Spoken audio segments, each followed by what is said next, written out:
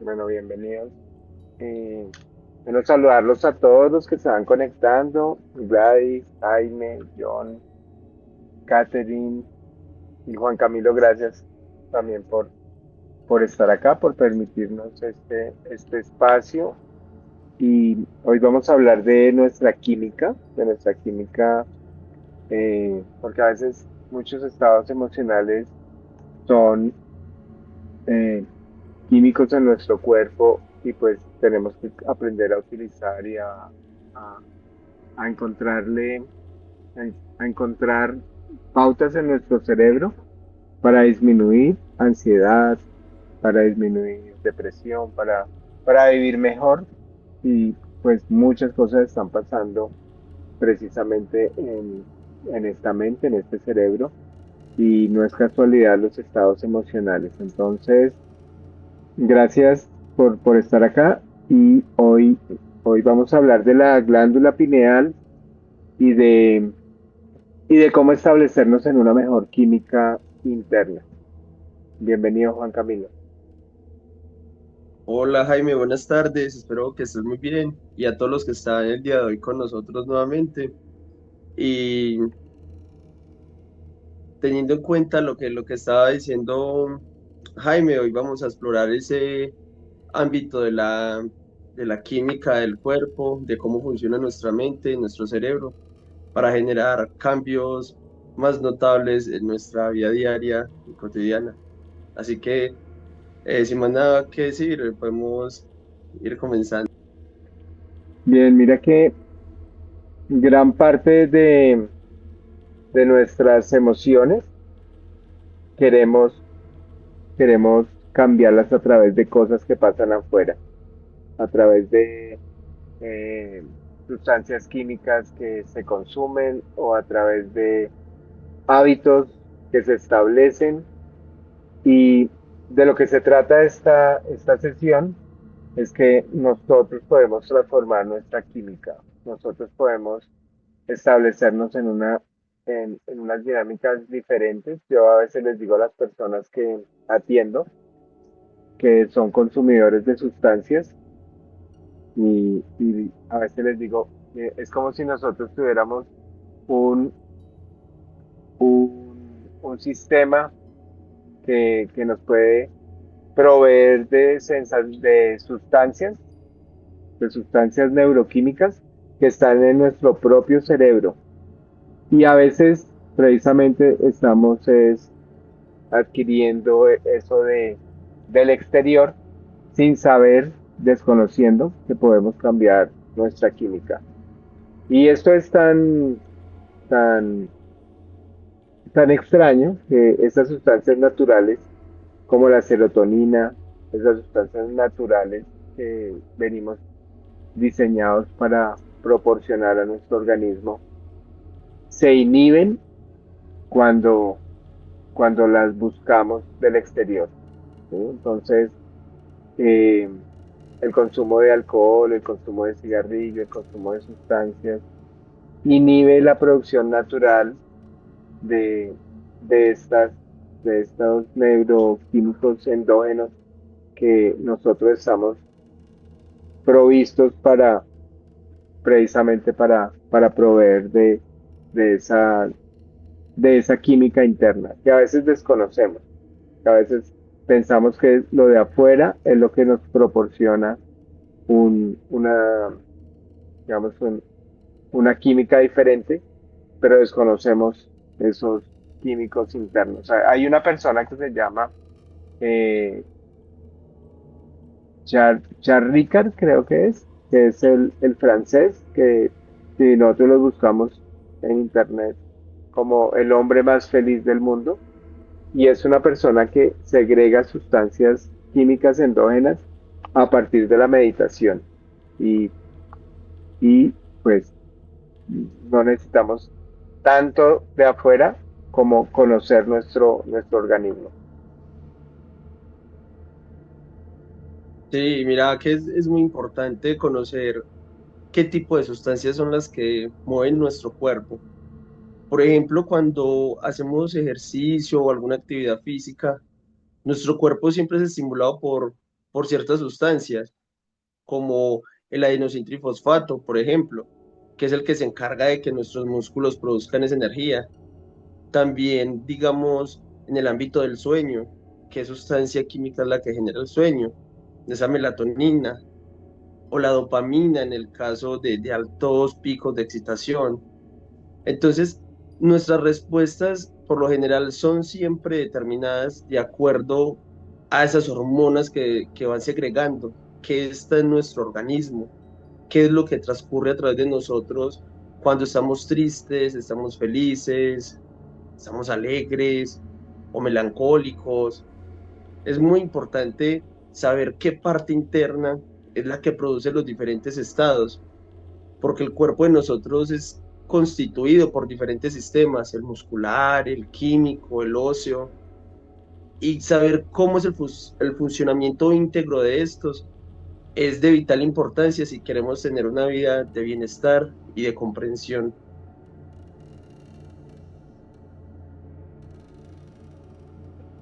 Y mira que a veces desconocemos que el solo hecho de estar pensando en el futuro y, y con la ansiedad del futuro, estamos segregando excesos de cortisol a nuestro cuerpo y eso comenzamos a tener una ansiedad y una química interna que vivimos así, nos hemos acostumbrado precisamente a esta manera de sentir que no es natural, no es sana y precisamente es por, por no estar presentes.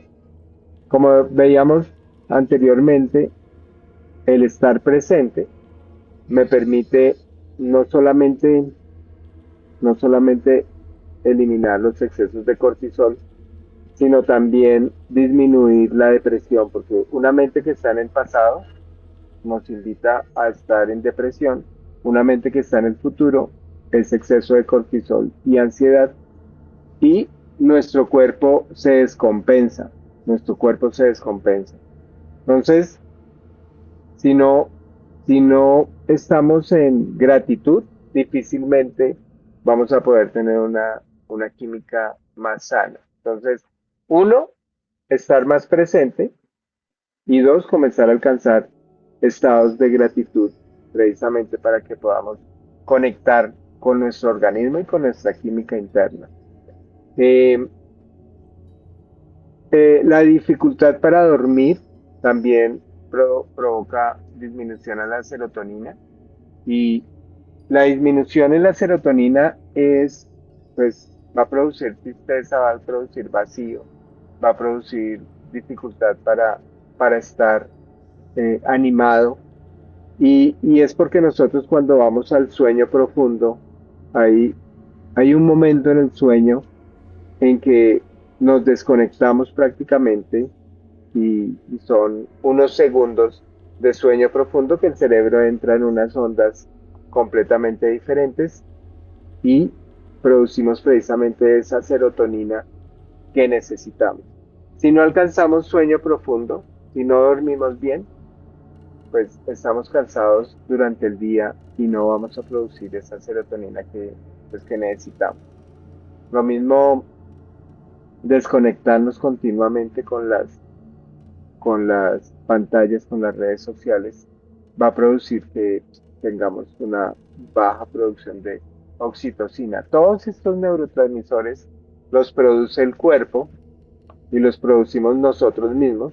La hipófisis, por ejemplo, es una glándula que produce esos neuroquímicos, pero así como cualquier fábrica en, en el país, digamos que hay una fábrica de chocolate, pero si comenzamos a importar el chocolate de otros países, pues muy seguramente nuestras fábricas cierran y dicen, bueno, pues tráelo de afuera porque yo no lo voy a producir. Es por eso que cuando quitamos el consumo externo, nos demoramos un poco en establecer otra vez estados de plenitud o estados de tranquilidad, como cuando una persona deja de consumir alcohol, que va muy ligado con la dopamina, pues para que vuelva a producir los neuroquímicos endógenos que le generan bienestar, no es de un día para otro, sino que ese cerebro se puede recomponer, pero se recompone en pocas semanas. Lo que pasa es que a veces las personas no pasan ese síndrome de abstención y regresan otra vez a los hábitos anteriores.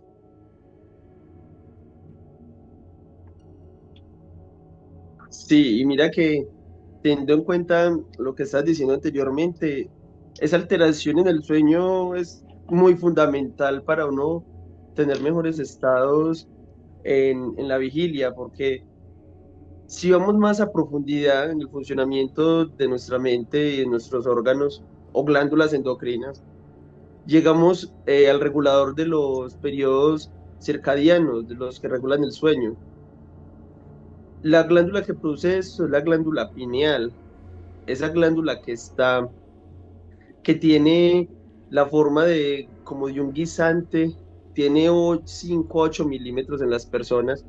Esa glándula solo se activa cuando hay oscuridad, no se activa en ningún otro momento, cuando hay oscuridad. Y ella en ese momento empieza a producir esta melatonina, lo que le da señales al cuerpo para que éste empiece a regular otro tipo de actividades que solo se hacen en los estados oníricos, ¿cierto? Mientras el cuerpo está en total reposo. Si hay un desorden debido a la exposición en pantallas o incluso a las actividades que podamos hacer en la vida diaria, podemos ver que nuestro sistema se vuelve un caos, pero ese caos no solamente es algo que es digamos, de manera irreversible, ¿no? De hecho, el caos cae en una repetición, llega a una repetición. Esa repetición es producida por la estimulación de nuestro sistema nervioso y las señales neuronales que trabajan en conjunto para la producción del pensamiento, de las sensaciones y de los ciclos y hábitos de pensamiento, valga la redundancia acá. Entonces, si nosotros descontrolamos la parte química de nuestro cuerpo, ese descontrol que generamos también se puede solidificar y convertirse en un hábito.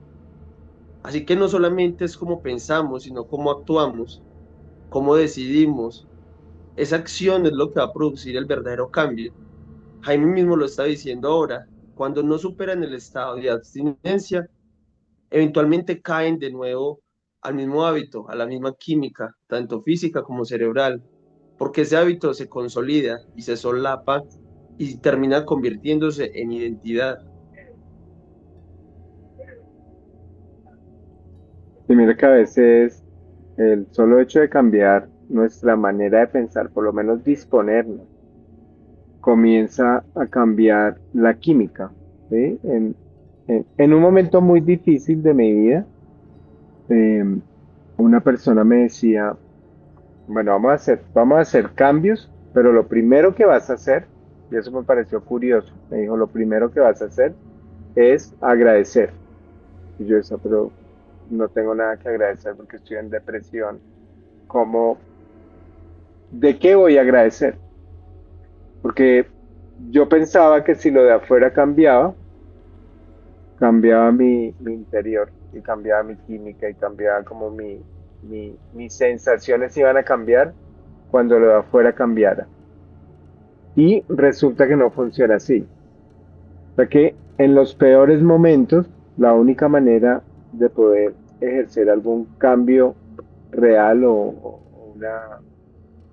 un desbloqueo emocional es vincularnos con la gratitud.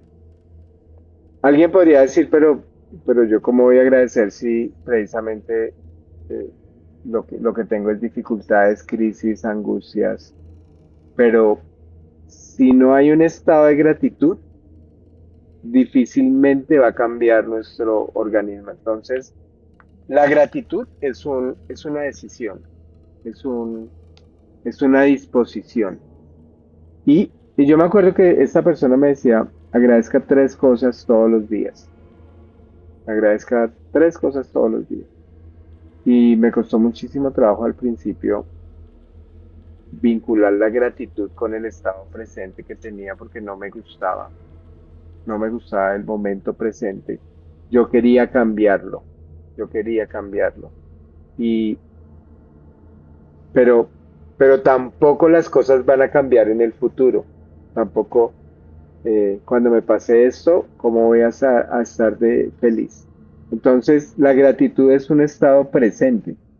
La gratitud es un estado que solamente depende de mí. Y, y hoy puedo agradecer fácilmente, pero en ese momento me costaba mucho trabajo vincularme precisamente con los estados eh, de gratitud, porque se piensa que lo de afuera es lo que tiene que cambiar. Y a nivel espiritual, siento que también hay mucha ignorancia frente a la espiritualidad, como que se ve la espiritualidad, o por lo menos yo la veía antes, como un, mm, digamos que, como una forma de alcanzar lo que yo quiero. O sea, que la espiritualidad era una forma de alcanzar lo que quiero. Pero la verdadera transformación no ocurre alcanzando lo que quiero. La verdadera transformación es eh, entregarme digamos, a la dimensión universal, y la dimensión universal no es conveniente, no me da lo que quiero, muchas veces me da lo que no quiero, pero es lo que yo realmente necesito.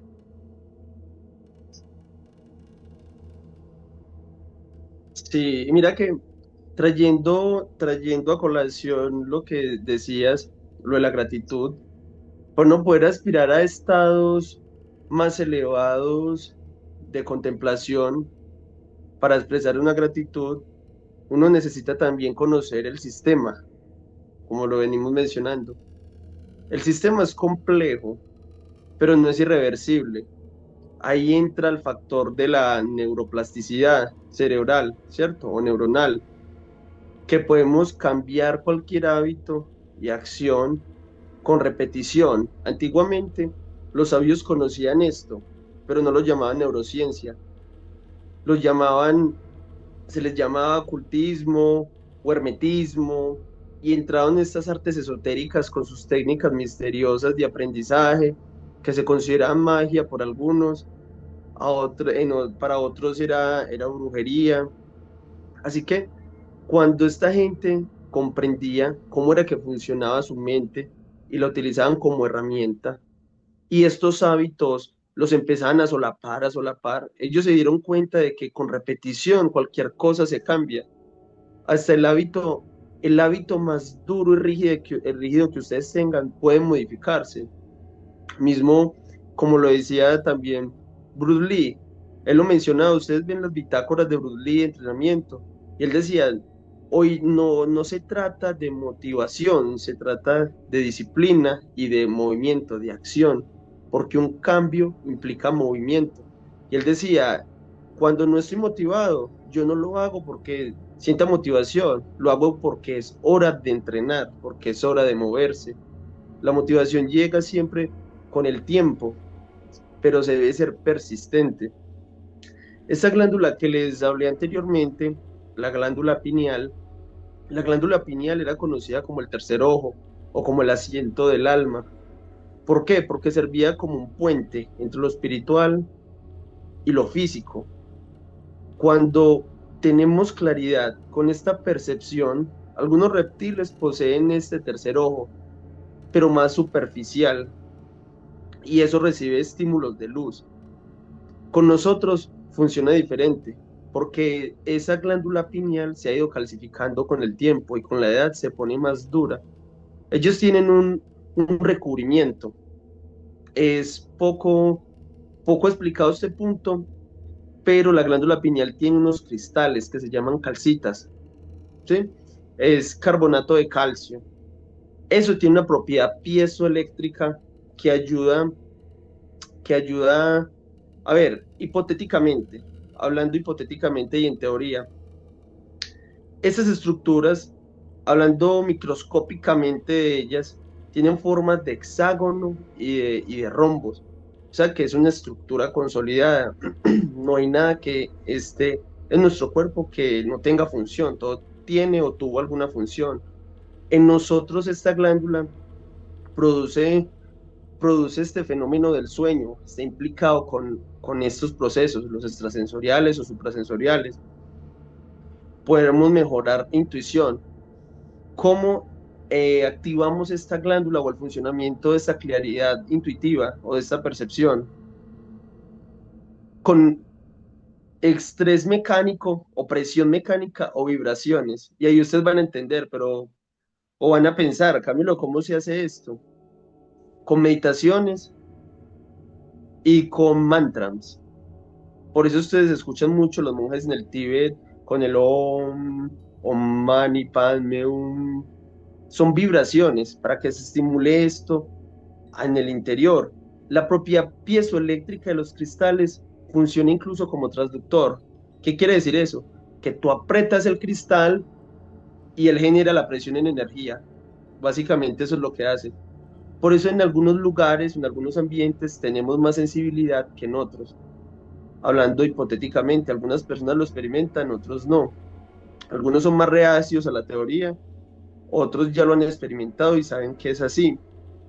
Ahora, esta comprensión con el estímulo de este tercer ojo, glándula pineal, nos ayuda a ver más allá de lo físico y genera que el cuerpo tenga una sensación de ampliación y de neuroplasticidad, porque empieza a consolidar la comprensión desde lo interior.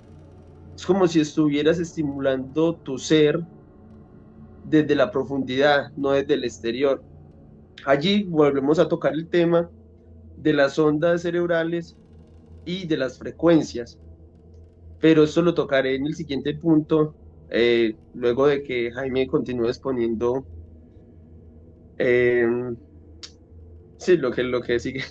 Bien, bien, mira que en estos días he estado pensando mucho en que lo que se ve, la materia, es creada de lo que no se ve. Y todo, una mesa primero fue un pensamiento y después comenzó a crearse. Bueno, eh, se entiende fácil a través de que un pensamiento se plasma en algo material. Pero en estos días estuve hablando inclusive con un químico y mirábamos el fenómeno de las plantas y una matera, una matera que pesa 2 kilos con la tierra, con la semilla. La matera, la semilla, la tierra pesa 2 kilos. Y a los 6 meses, esta misma planta, esta misma tierra, eh, puede llegar a pesar 5 kilos. Cuando inició pesaba 2 kilos y después pesa 5 kilos porque la planta creció y una cantidad de cosas. Y le he preguntado a varias personas expertos como en el tema. Le he preguntado a químicos, le he preguntado a personas que trabajan bueno, con física también, que por qué el fenómeno del peso, de dónde sale los 3 kilos adicionales. Y lo normal que cualquier persona diría es que, pues, que el agua, el agua que se le echó a la planta, y entonces un químico decía, no, el agua no puede ser porque el agua se evapora, el oxígeno se evapora y el hidrógeno se evapora. Entonces otra persona decía, bueno, pues puede ser eh, la- los químicos que le echan a la planta como el abono y esas cosas. Pero muchas cosas de estas vienen también sintetizadas en agua. Pero, pero a lo que voy es que todavía no se sabe de dónde saca la planta, de dónde crece la materia. Todavía no se sabe. Y parece ser que lo que más se aproxima es al carbono del aire. O sea que el aire, la planta coge el carbono y la sintetiza en materia. O sea que la planta aparece de lo que no se ve, ¿sí? Y pues, eh, digamos, a nivel químico, pues una planta comienza a tener carbono, pero ¿de dónde la saca? Del aire, del aire. Y, y eso parece extraño, pero muchas, mucha materia viene de lo intangible. Y a veces uno no cuida lo intangible. No cuidamos los pensamientos, no cuidamos nuestra frecuencia. Pensamos que eso es, eh, pues, no importa tanto y parece ser que es lo que más importa. Nuestra manera de pensar influye directamente en nuestra vida y en la materia. Es que todo en la naturaleza es vibración, todo es vibración en diferente frecuencia. Eso se puede ver en los estados sólido, líquido y gaseoso. Una planta, una piedra, cualquier cosa tiene su vibración en dimensiones más sutiles. Algunas son perceptibles, otras no tanto. Las cosas no siempre son perceptibles. Igual que los estados internos. Los estados internos, cada pensamiento, cada, cada movimiento tiene su vibración y sus estados. El cerebro mide esos estados o esas frecuencias. Eso se mide en ciclos por segundo. Y ahí es donde se determinan las acciones del pensamiento. ¿Por qué? Porque cada pensamiento y cada estado en el que te encuentras tiene una vibración diferente.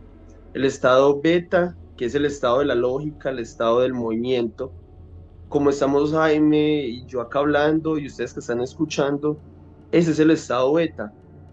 Y las ondas van cerca de los 13 ciclos por segundo a los 30. Las ondas van más continuas. En su extremo, estas generarían un estrés y estás siempre activo, como que no sabes qué hacer, como ansioso. El siguiente estado, el alfa. El alfa es un poco más cuando ya te relajas y estás más así, tipo descansando, ¿sí? Otro estado, el teta. El teta, que el teta es el estado de meditación, es el puente entre lo consciente y lo subconsciente. Esos estados meditativos, donde la mente entra en estado hipnagógico y es más maleable para los hábitos. Por eso la mayoría de las técnicas siempre hablan del estado antes de dormir, porque es el estado en el que ya estás y esos circuitos se pueden cambiar y esos hábitos se pueden convertir en y transformar en cosas mejores. Luego está el estado delta, el profundo, donde el cuerpo comienza a regenerarse, donde el cuerpo ya está en su naturaleza pasiva y el sistema empieza a sanar y empieza a fortalecer los aspectos que se deterioraron durante el día. Ahora, hay un estado que en la medicina no aplica mucho y por eso no se incluye en algunas gráficas. ¿Cuál es el estado gamma? El estado gamma tiene que ver con los estados de iluminación.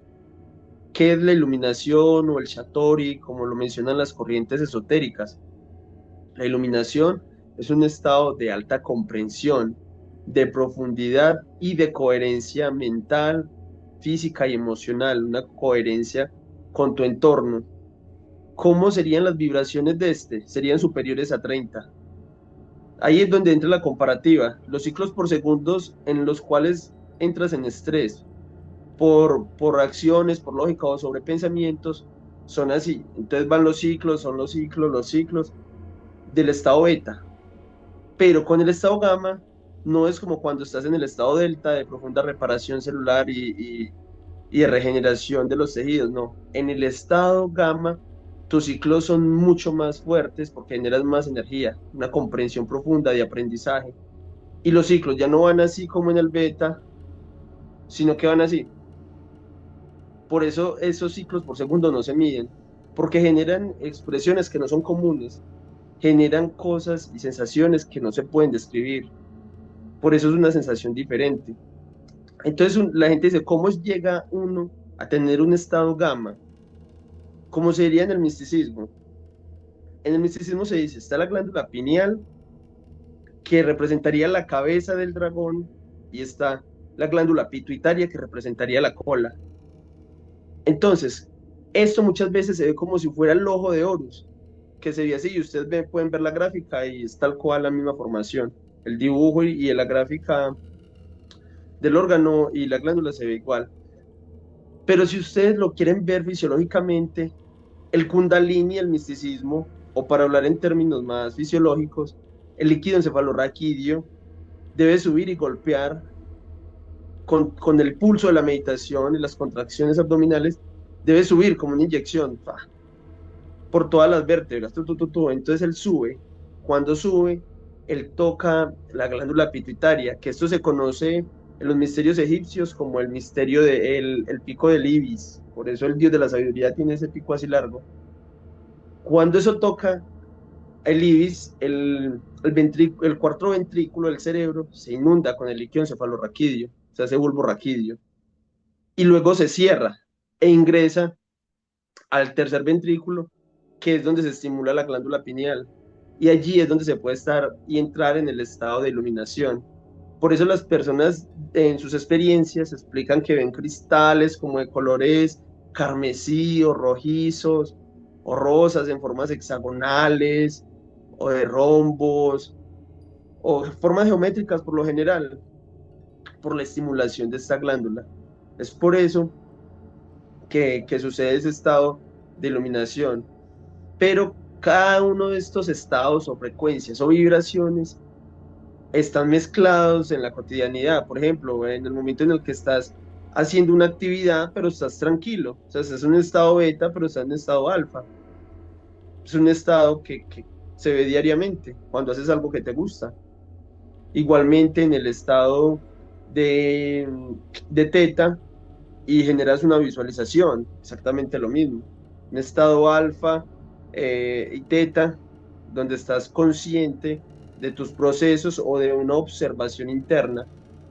El estado teta sirve mucho para esa introspección profunda y ya llegar consciente a los grados más profundos de meditación, sí es un poco más difícil, pero la conciencia está más ligada a ese estado, pero no es tan fácil decir voy a llegar a nuestra profundidad, ahí es donde pasan las regresiones y todo ese otro tipo de fenómenos.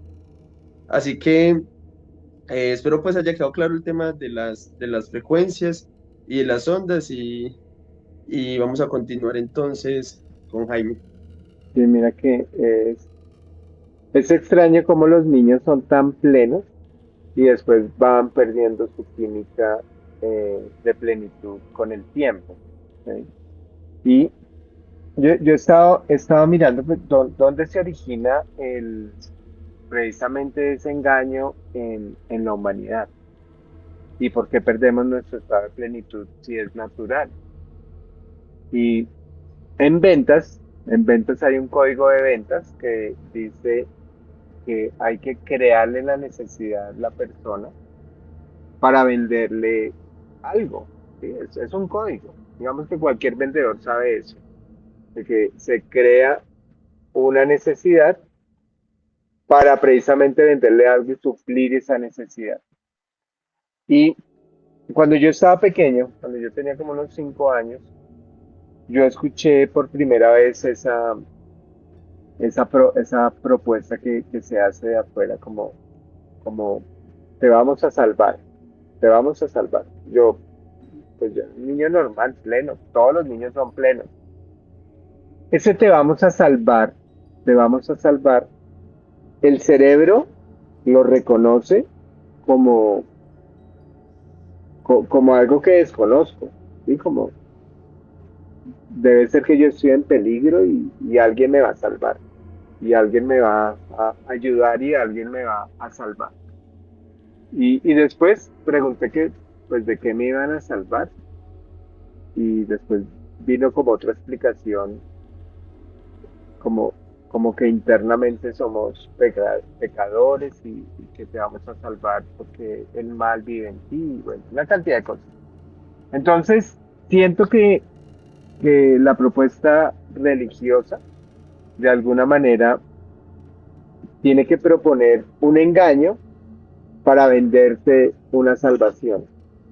Pero si no nos establecemos en esta, digamos, eh, en esta interpretación de la vida, que realmente pues un niño no tiene que ser salvado, mm, pues podríamos seguir pleno. El problema es que una persona plena no compra. Entonces, el problema es que una persona plena pues no necesitaría comprar algo que te están vendiendo. Entonces, puede ser que el código de ventas haya iniciado inclusive con los salvadores, ¿sí? Con los que nos pretendían salvar. Y, y otra cosa que he estado dándole vueltas en la cabeza es que nosotros estamos acá no por iluminados, sino estamos acá porque somos conscientes de la sombra, somos conscientes del ego, somos conscientes, realmente estamos acá porque somos conscientes de los errores. Eh, cuando, cuando no reconocemos esa parte de autoengaño porque fuimos, digamos, digamos que fuimos de alguna manera engañados de nuestro interior, de nuestra esencia, para, para tener que comprar esa salvación espiritual, porque un niño ya lo es, un niño ya es esencia.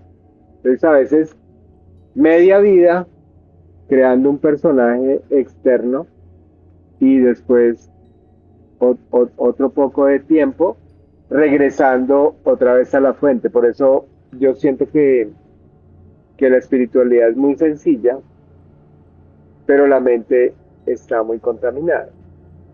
La espiritualidad es simple, es básica, es mirar hacia adentro y reconocer que somos uno con la eternidad. Pero la mente, eso tan sencillo, no lo puede reconocer porque hemos sido engañados precisamente en que la espiritualidad hay que buscarla. Y, y otro engaño que yo veo es que tiene que ser con mucho esfuerzo. O sea, para volver a ser pleno, como cuando yo era niño, tengo que hacer mucho esfuerzo. Y yo pensé que eso era verdad, pensé que era verdad. Eh, y cuando comencé con todo esto, creo que yo me hice como 10 meditaciones vipassana de 10 días. Y yo después dije, pero yo aquí ahora sí hice todas esas meditaciones que me estaba pasando.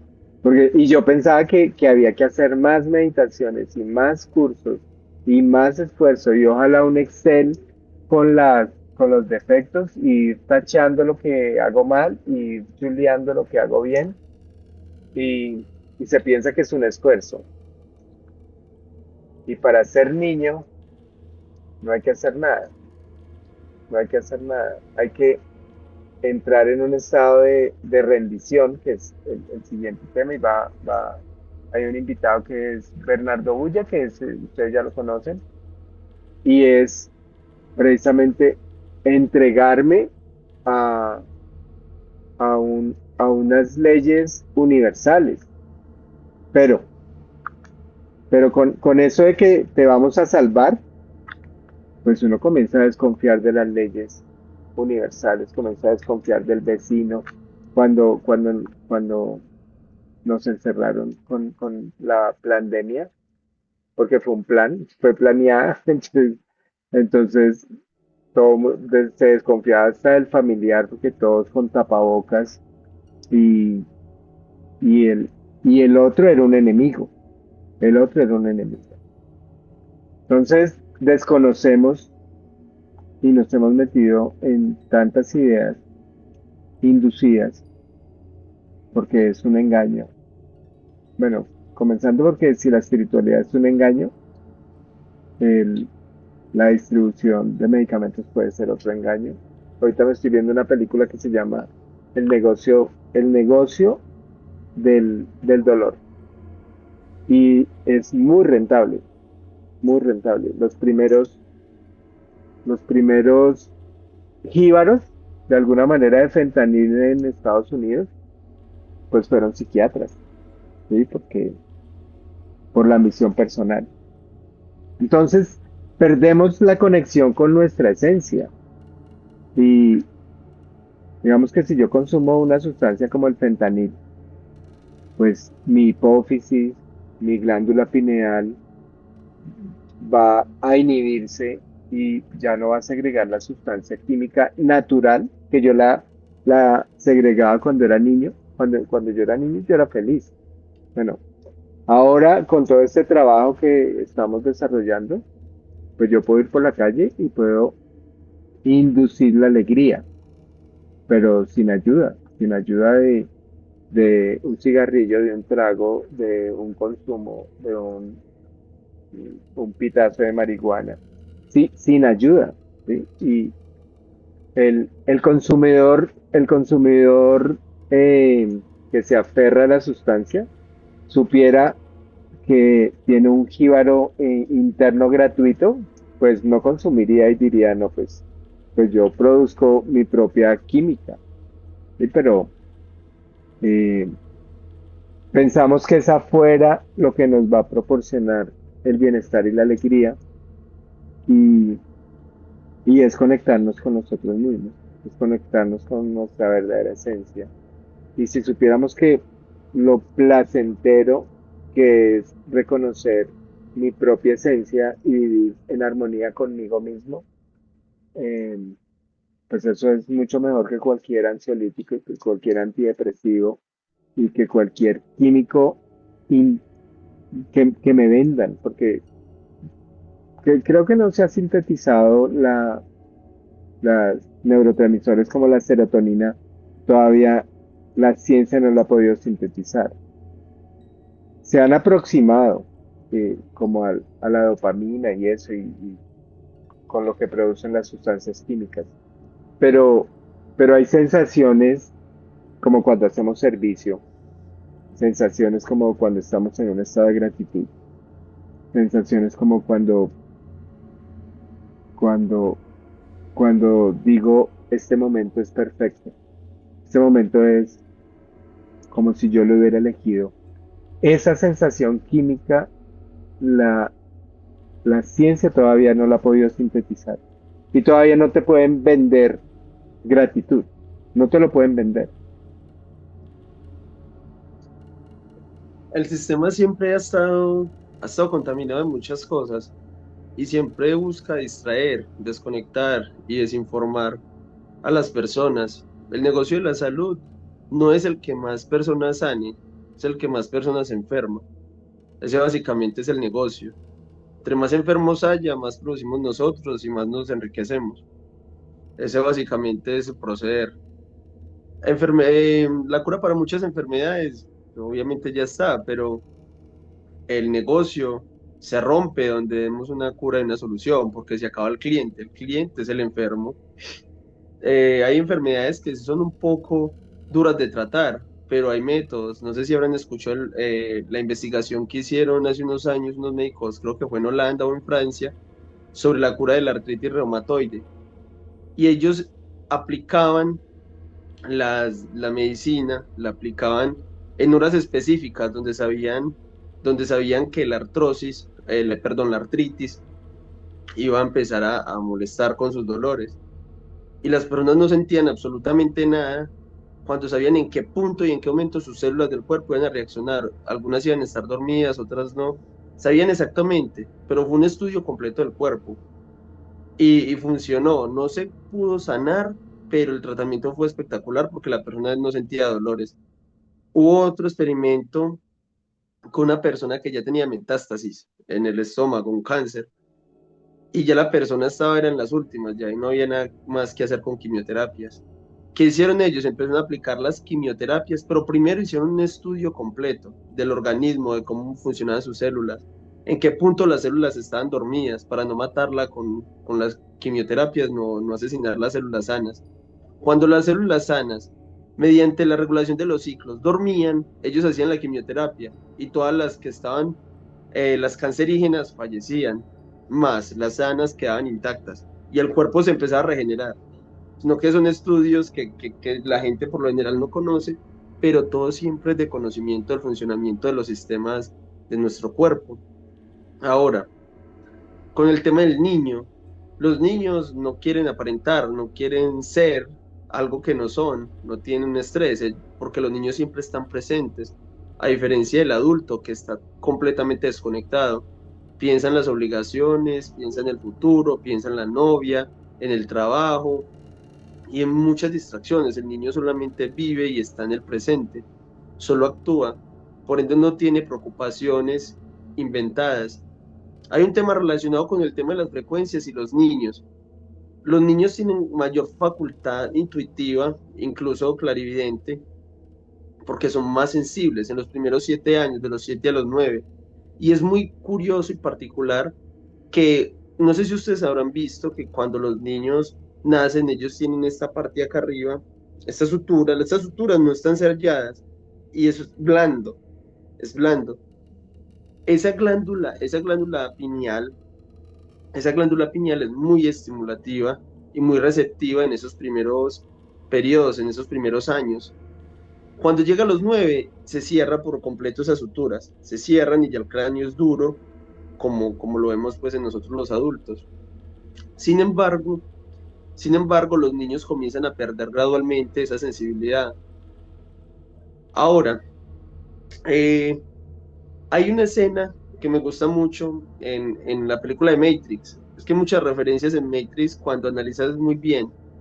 En la última, en la tercera, Matrix constantemente, Neo, más bien, Neo siempre iba donde el oráculo y el oráculo le daba como señales, como intuiciones o alegorías para que él intentara descifrar. Pero cuando se le prestan atención a los diálogos, se dan cuenta que el oráculo era producido por el mismo sistema. Como hablamos anteriormente, el sistema crea la enfermedad y te ofrece la cura, la pandemia, y en muchas otras ocasiones sucede lo mismo con las vacunas, con algunos medicamentos. El sistema te crea la necesidad y te da la cura, pero primero crea la cura y después enferma a todos, para que cuando haya necesidad me compren a mí. Ahora, cuando es el tema en Matrix, cuando Neo va al oráculo, él le dice, ¿cómo sé si confiar en ti si tú eres parte del sistema? Y siempre lo has sido.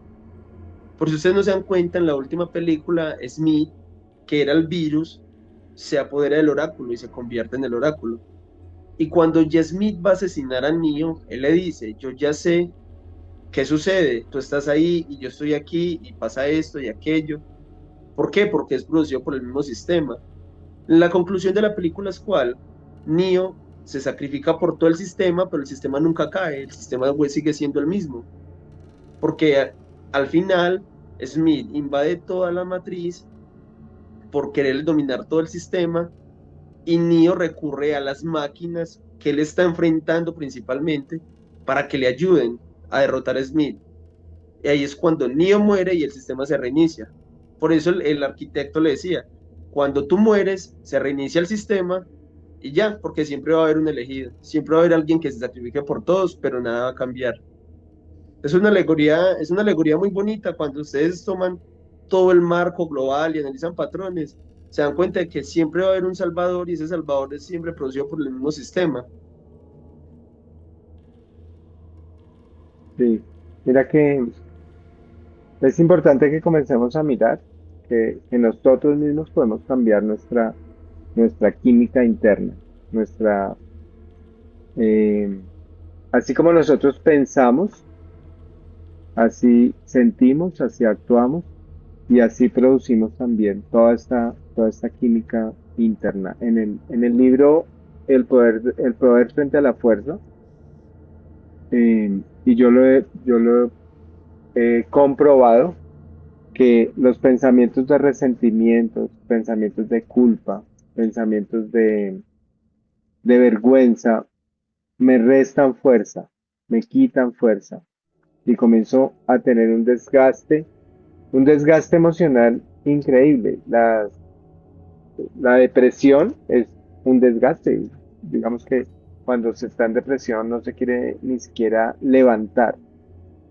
Y todo eso es generado porque pensamos que lo de afuera tiene que cambiar y no nos arriesgamos pues precisamente a disponernos a que nosotros somos responsables. hay algo que me sirvió mucho y es el haga como si, haga como si. Por más de que todo este momento, las personas que nos están viendo, que estén pasando por una situación difícil o que estén pasando por una crisis o por un caos, haga como si fuera agradecido. Haga como si ya viviera como quiere vivir. Haga como si, es un poco como engañar al cerebro, porque el cerebro es la causa de la realidad. Entonces, si nosotros engañamos al cerebro, como haga como si fuera feliz, haga como si fuera feliz, el exterior va a comenzar a ser muy similar a nuestro interior. Bueno, y vamos a avanzar por las diferentes fases del despertar de conciencia, pero me ha pasado mucho. Digamos que ayer me pasó algo extraño y era que yo iba a llamar a una persona y en ese mismo instante me llamó. Ayer yo pasé por un lugar y dije, ay, vea, no he saludado a Alex, un amigo, y me pareció extrañísimo. Bueno, tengo que acostumbrarme porque en una, vivimos en una unidad neuronal y todos somos parte de lo mismo. Y pasé por una calle y dije, ay, yo no he saludado, hace mucho que no veo a Alex, pero hace mucho es que no lo veía hace 3 años. Y hoy a las 2 de la tarde me llamó. Y yo dije, ve, es como cosas que comienzan a pasar porque nosotros somos la causa. Nosotros somos la causa de lo que ocurre afuera. Entonces, todas estas emociones densas, como la tristeza, como la culpa, pues comienza a producir también vibraciones muy similares a lo que comienza a pasar afuera. Cuando éramos niños, eh, pues vibrábamos alto, y yo siento que el niño es el que trae la abundancia del hogar. Yo no creo que sea mucho los papás con sus preocupaciones y con su angustia y con sus gritos y con su culpa y con todo el sufrimiento vaya a crear algo, ¿sí? Creamos caos. Pero la vibración del bebé es la que comienza a establecer cambios importantes en las familias y las familias comienzan a tener más abundancia, pero es por la vibración del bebé. Entonces que comencemos a, a cambiar estas emociones, por lo menos a observarlas, a transformar esos pensamientos a través de la observación y a darnos cuenta que no está pasando nada, no está pasando nada caótico afuera realmente. Y Y no tenemos que estar condenando el exterior, porque al estarlo condenando lo estamos repitiendo. Esta semana me pasó algo curioso con una candidata a la presidencia, me parece algo curioso, porque yo estaba mirando una noticia, estaba la candidata y, y ella estaba diciendo, pero es que yo no le veo problema con, con que se le den auxilios a la clase más favorecida. Yo no le veo problema con que se le den auxilios a los ricos, más o menos. Entonces yo la miraba y yo decía, y lo decía convencida, y como, como que estaba bien que se robaran dinero y que se le diera a los ricos, que se repartiera así como un Robin Hood, pero no a los pobres, sino que se le diera a los ricos. Y normalmente esos comentarios a mí me incomodaban. A mí me incomodaban y yo decía, pero, o sea, por eso estamos jodidos, porque estas personas son malas o algo así. Pero, ayer me pasó que yo vi eso y dije, no, tal vez no. Tal vez es como fue criada y es como fue alimentado ese cerebro y es como fue alimentada esa conciencia y es como, así es. Y no es que las personas sean malas, sino que tienen una concepción de la vida, pues, como, como desde pequeños fueron criados. Y yo tenía un consultante que a veces íbamos a un café acá pues en Bogotá.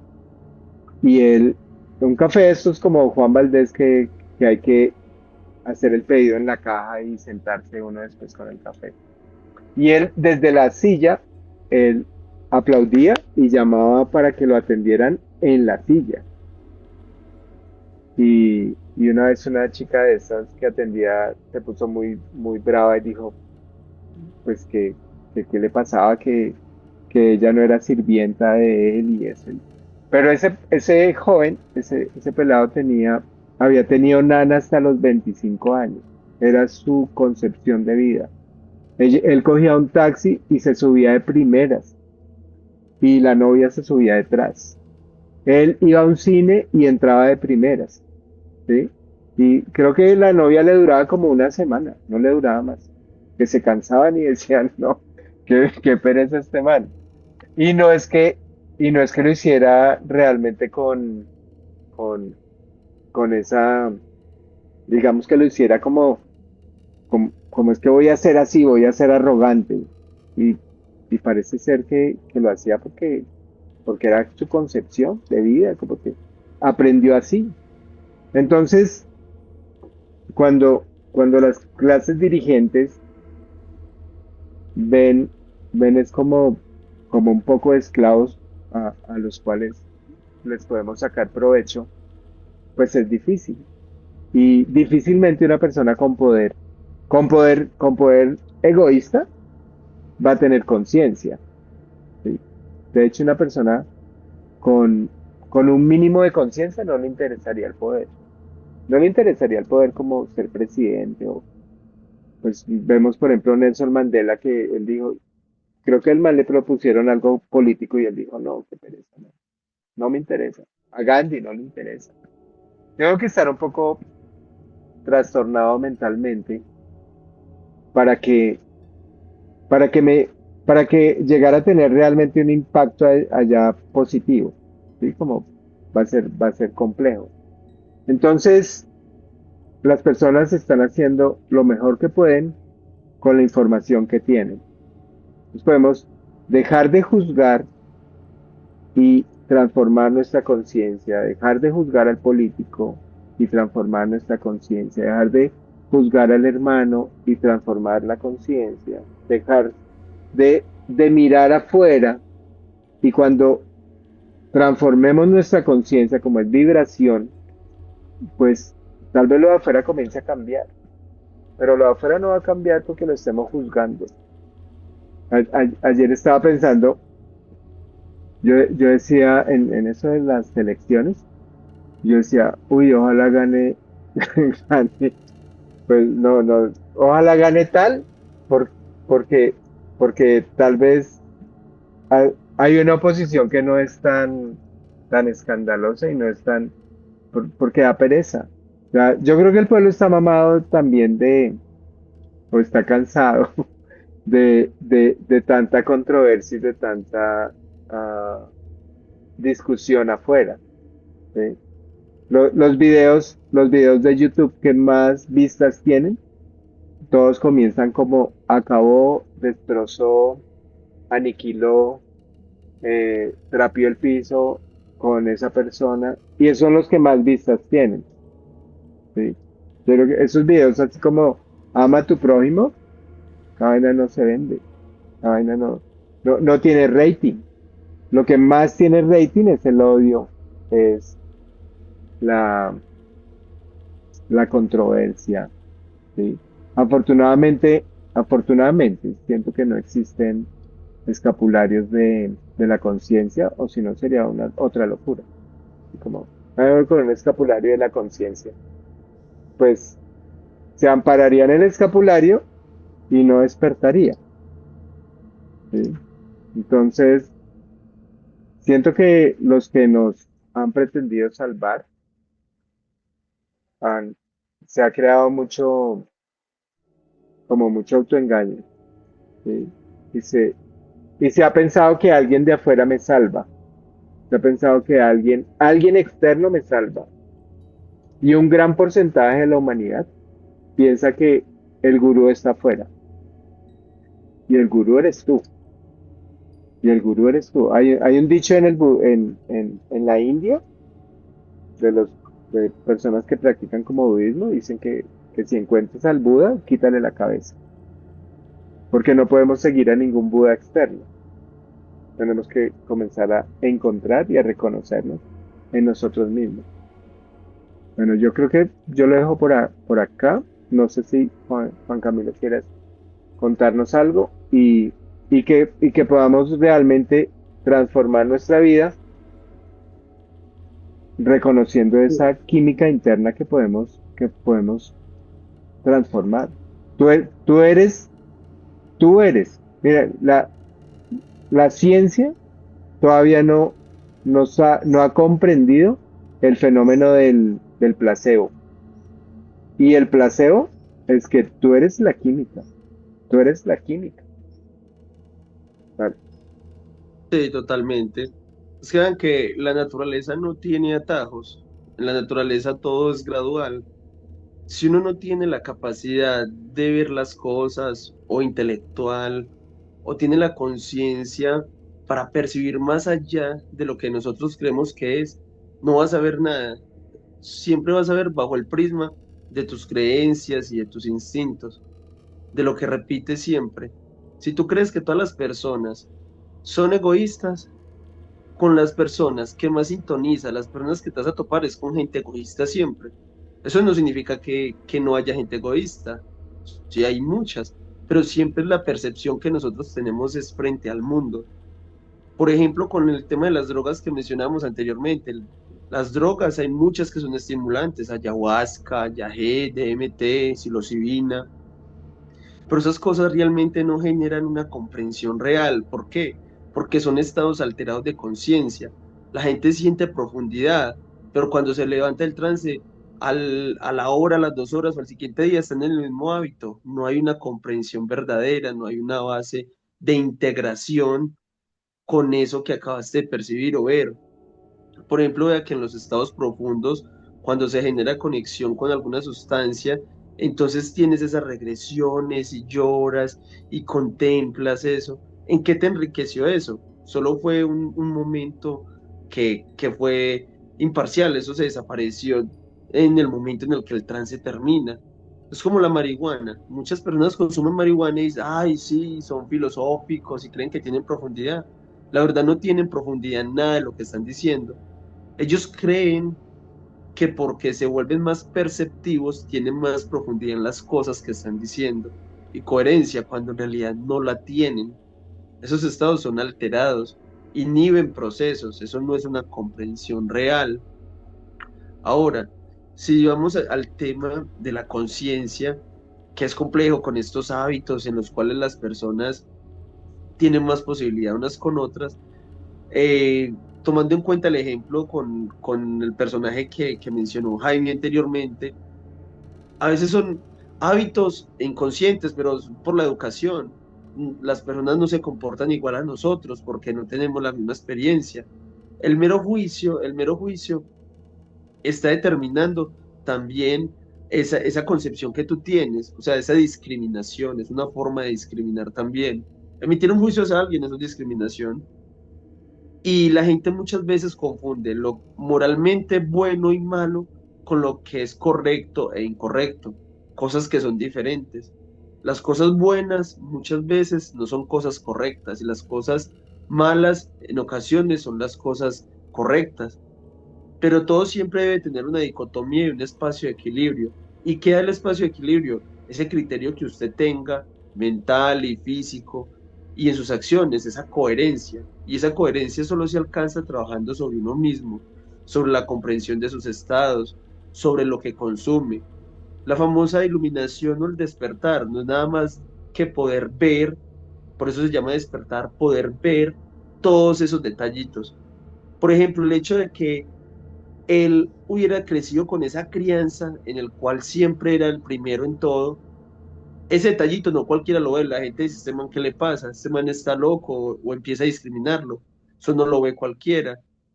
todos esos detalles que usted ve en el sistema, todas esas averías y esas fugas, lo que más te muestran, ese es el verdadero mal, ahí está el detalle, pero te lo muestran tanto que terminas creyendo que esa es la realidad, cuando no la es. Con el consumo, el entretenimiento, como lo mencionábamos en otra ocasión, el entretenimiento, siempre las personas están mirando a esa persona, ese estereotipo a seguir, pero ese estereotipo no es nada más superficial que una imagen, no es nada más. Como lo decía Jaime, si la conciencia tuviera una forma y representación, estaría todo el mundo tomando eso como símbolo de conciencia, cuando no lo es. Los dioses o los mesías y salvadores no se encuentran afuera, siempre es el proceso con el cual nosotros percibimos esos símbolos y arquetipos, no es algo externo, todo nace siempre de adentro. Así que tomar en consideración esto es muy importante si quieren un crecimiento verdadero, tanto espiritual como psicológico, que integre todo lo que se ha ido exponiendo en estas conferencias y las próximas, para que se pueda consolidar algo bueno en todos nosotros. Y bueno, gracias Juan Camilo. Mira que en la siguiente sesión vamos a estar los tres, vamos a estar Juan Camilo, hay un invitado especial que es Bernardo Bulla y vamos a hablar del estado de rendición, porque tal vez para hacer una verdadera transformación, gran parte es no hacer nada, es entregarme, es soltarme, es entregarme al verdadero amor, es entregarme a la verdadera, al verdadero poder, es entregarme. ¿Sabes? ¿Para qué, para qué trabajamos espiritualidad si, si estamos tan autoengañados? Si tenemos tantos bloqueos mentales, pues no vale la pena comenzar yo creo que si Dios pudiera decir algo, diría, no, no, no me colaboren, sino, por favor, no me colaboren, porque se engaña, el ser humano se engaña fácilmente a sí mismo. Yo estaba pensando que si Dios es Dios, realmente es lo menos conveniente, no es conveniente.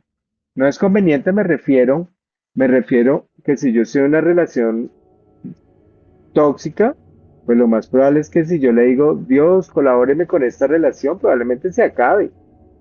O probablemente me pierda algunas cosas porque necesito aprender otras.